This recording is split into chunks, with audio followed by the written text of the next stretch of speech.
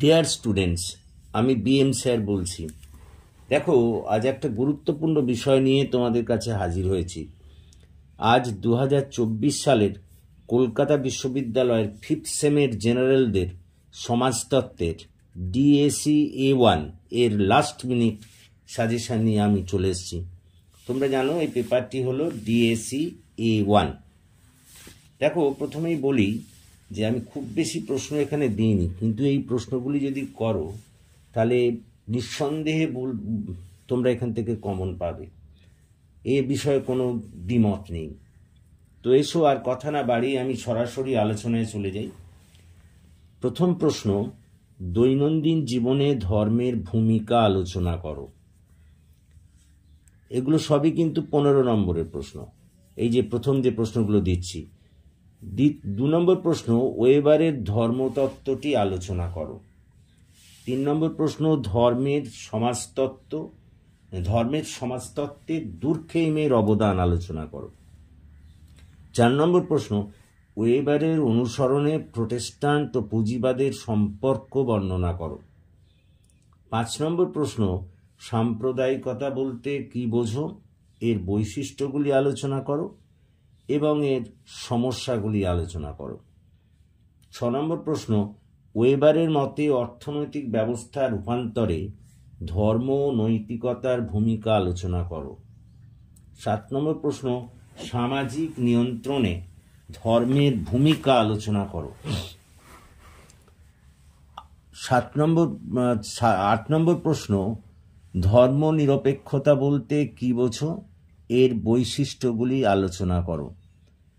সমাজের প্রভাব বর্ণনা করো। 9 নম্বর প্রশ্ন, ধর্মের অর্থ ও পরিধি আলোচনা করো। 10 নম্বর প্রশ্ন, ধর্মীয় বহুত্ববাদ সবিস্তারে আলোচনা করো।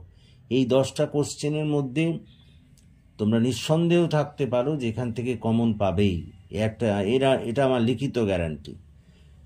এবারে আসছি 5 নম্বরের প্রশ্ন। প্রথম প্রশ্ন, ধর্ম ও যৌক্তিকতা নিয়ে আলোচনা করো।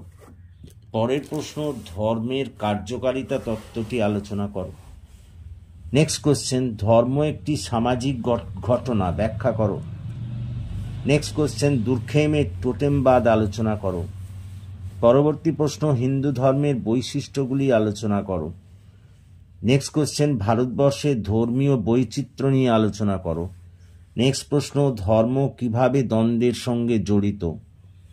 পরের প্রশ্ন, পবিত্র ও অপবিত্র ব্যাখ্যা করো। পরবর্তী প্রশ্ন, বৌদ্ধ ধর্মের উত্থান বর্ণনা করো। এবং 5 নম্বরের শেষ প্রশ্নটি হল, খ্রিস্ট ও শিখ ধর্মের বৈশিষ্ট্য বর্ণনা করো। এবার আসছি 2 নম্বরের প্রশ্ন। 2 নম্বরের প্রশ্ন যেগুলি করতে হবে তোমাদের: 1 নম্বর, সাম্প্রদায়িকতার কুফল। 2 নম্বর, ধর্ম সম্পর্কে ম্যাক্স ওয়েবারের গ্রন্থ। 3 নম্বর, ধর্মীয় আচার বলতে কি বোঝো। 4 নম্বর, পুরা কথা বলতে কি বোঝো। 5 নম্বর, ধর্মীয় বৈচিত্র্য বলতে কি বোঝো। 6 নম্বর, সাম্প্রদায়িক সংহতি বলতে কি বোঝো।